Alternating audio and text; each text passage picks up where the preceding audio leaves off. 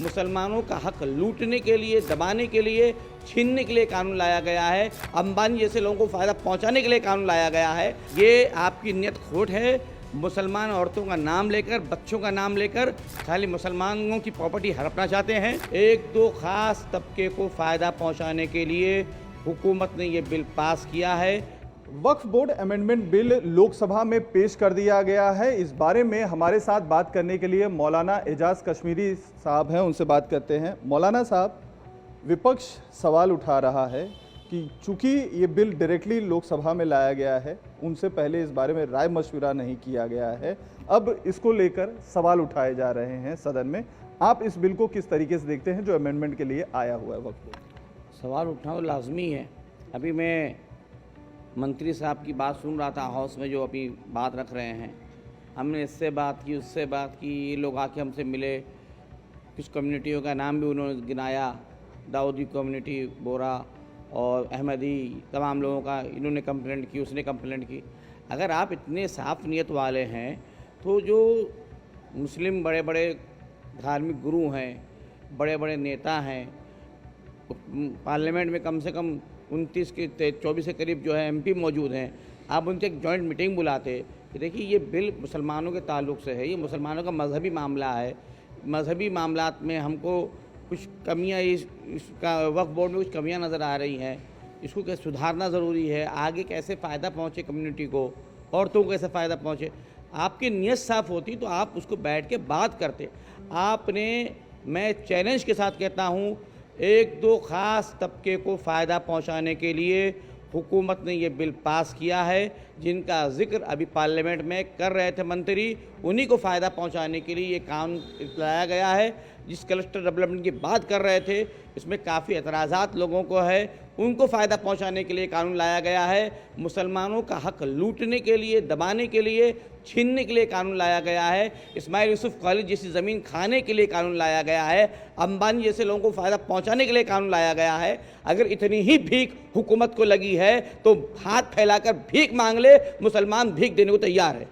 आपको लगता है कि ये जो आपने नाम लिया एक कम्युनिटी की, खास तौर पे शिया और सुन्नी जो कम्युनिटी के लोग हैं, उनको साइडलाइन किया गया है, उनको नज़रअंदाज किया गया है, ऐसा आपको लगता है? ये खुद वो बता रहे हैं, समझे, अपने बयान में। अगर उनकी नीयत साफ़ होती, जिनसे उनको वोट की उम्मीद नहीं है उनको साइडलाइन किया जा रहा है, जिनसे उनको वोट की उम्मीद है उनको साथ लिया जा रहा है, उनका नाम लिया जा रहा है। मैं कहता हूँ अगर आपकी नीयत साफ़ होती, आप बिठाते, सबको टेबल पे लाते, सबसे बात करते, जहाँ कमियाँ थी उसको दूर करते, जहाँ सही ज़रूरत थी उसको पूरा करते, सबको एक राय लेते। बड़े बड़े स्कॉलर मौजूद हैं, बड़े बड़े मजहबी लोग मौजूद हैं।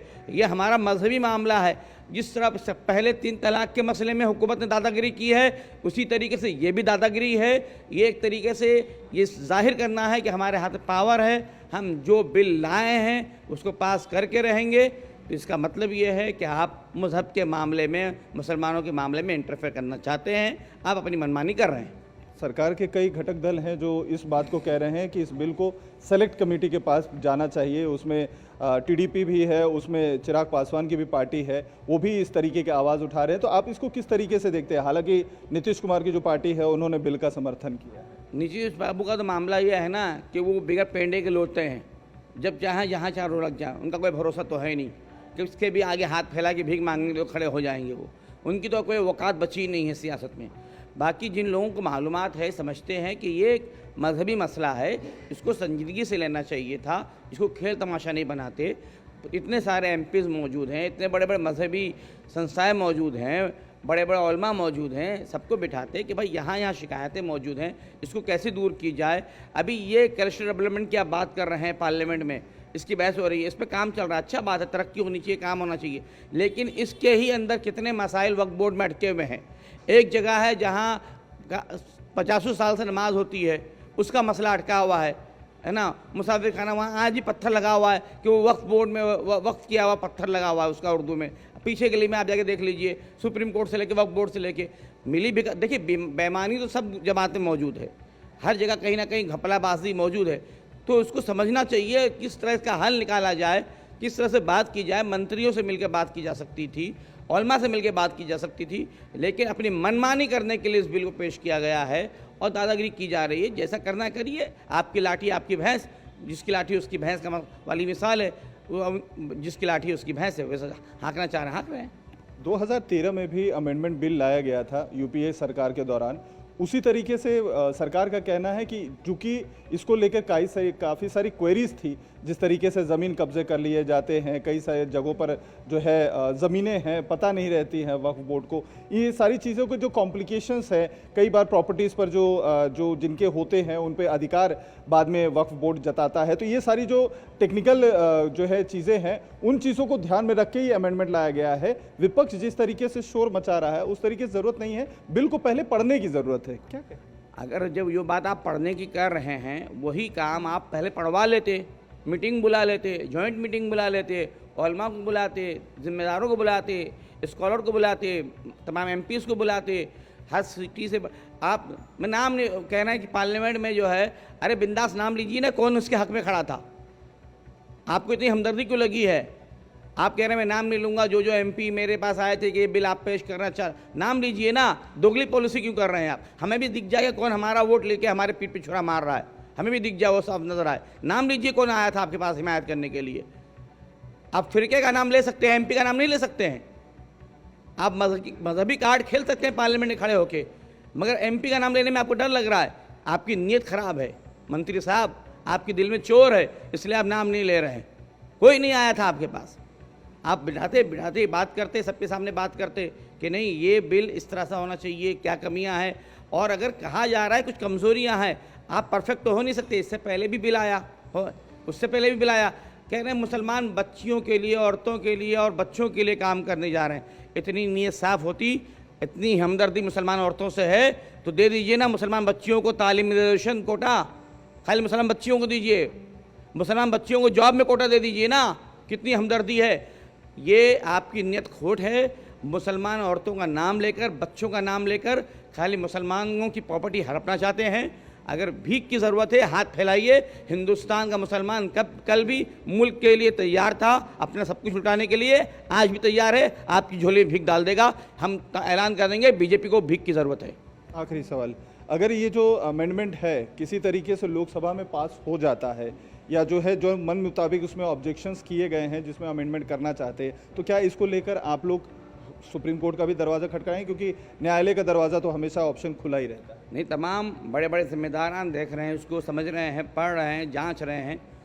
ज़रूरत पड़ेगी तो सुप्रीम कोर्ट भी लोग जाएंगे, क्यों नहीं जाएंगे, जाना पड़ेगा। जितनी कानूनी तौर पर अपने हक की लड़ाई लड़नी चाहिए। और रही बात पास करवाना, तो इनके हाथ का खेल है, क्योंकि इन्होंने बहुत सारे कानून डरा धमका के पास कराए हैं, दबा के पास कराए हैं, ब्लैकमेल करके पास कराए हैं। 3 तलाक का मसला हो, उसमें भी इन्होंने अपना गेम खेला है। हर मामले में तो ये मुसलमानों के ऊपर ही पैर रखकर इनकी सियासत होती है। ये अपोजिशन को कहते हैं कि ये मुसलमान के नाम पे कार्ड खेलते हैं, असल में मुसलमानों के नाम पे कार्ड तो आप खेलते हैं। जितनी फिक्र अगर मुसलमान भाई बहनों की है, बहुत सारी हिंदू बहनें मंदिर में पड़ी हुई हैं। मैं नाम ले लेना अच्छा था किसी की मजहबी आस्था का, वहाँ से छुड़ा के लाइए ना उनको। कितना उनका हक दे रहे हैं आप मुसलमानों के मजहब में आपको कमियाँ दिखती हैं और उनकी मामला में आपको इंटरफेयर करना है। और कोई कमियाँ, कोई खराबी अगर है कानूनी तौर पर, तो उसको बैठ के बातचीत से हल करिए। तो ये पास कराने की ताकत रखते हैं। लेकिन जब उन्हीं की पार्टी, उन्हीं की सरकार के मंत्री और सपोर्टर कह रहे हैं कि बिल को पेश करना चाहिए, वापस दिखना चाहिए, नज़रसानी करना चाहिए, तो अकल, अगर ज़रा भी अकल होगी और इंसानियत बाकी होगी तो बिल पेश करेंगे, बिल को रोकेंगे, उसको वापस बैठ के बहस करेंगे, जो कमियां उसको दूर करेंगे। मगर मुझे नहीं लगता, क्योंकि अभी उन्होंने कह दिया है, मैं उनका इंटरव्यू सुन रहा था, हाउस देख रहा था, उन्होंने कहा आप लोगों ने सवाल किया, मैं सारा जवाब यहीं दे रहा हूँ। तो वो हठधर्मी पे हैं, बिल पेश करना चाहते हैं और पेश करके अपनी मनवाना चाहते हैं।